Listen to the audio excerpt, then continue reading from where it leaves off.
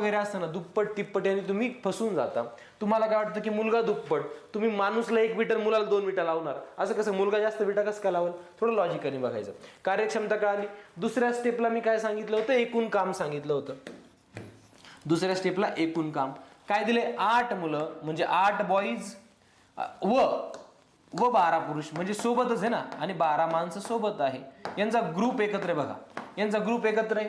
यांना किती दिवस लागतात? 9 दिवस. यांना 9 दिवस लागतात. हे झालं एकूण काम.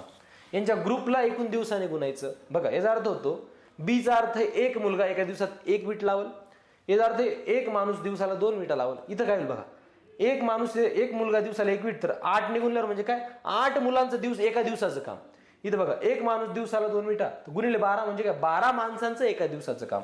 हे झालं एका दिवसाचं काम. म्हणजे एका दिवसाला ते किती विटा लावतील? टोटल काम 9 दिवसात, म्हणजे एका दिवसात एवढा विटा, त्याला गुणिले 9 केलं तर एकूण विटा किती लागले हे आपल्याला कळत असतं. काय उत्तर येईल सांगा मग मला? एम जागी 2, बी जागी 1 टाका. तर 8 अधिक 24 गुणिले 9 म्हणजे किती? 8 आणि 4 12, तर 32 गुणिले 9. याला सोडवायचं नाही, तसंच ठेवायचं. याला सोडवायचं नाही, तसंच ठेवायचं. आपल्याला विचारलंय की एकूण किती विटा लागतील, नाही उगाच कॅल्क्युलेशन वेळ नका वाया घालू, तसंच ठेवा. शेवटी सगळे कॅल्क्युलेशन करायचे. आता हे बेरीज होती म्हणून करून ठेवलं आपण. गुणाकार असता तर मी नसता केला. 8 गुणिले 24 मी तसंच ठेवलं असतं. ठीक आहे. शेवटी काय एकूण काम कोण करतं बघा? एकूण काम काय? 32 गुणिले 9. हे काम करणार कोण आहे? तर तेच काम 12 पुरुषांना, 12 पुरुष, 12 मेल ना, 12 पुरुष म्हणजे 12 मेल. चला, एक माणूस 2, तर 12 जण किती झाले? 12 दुने 24.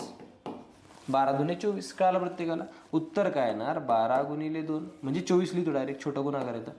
आलं तुम्हाला तुमचं उत्तर. 8 त्रिक 24, 8 चौक 32, 3 1 3, 3 त्रिक 9, 4 त्रिक 12.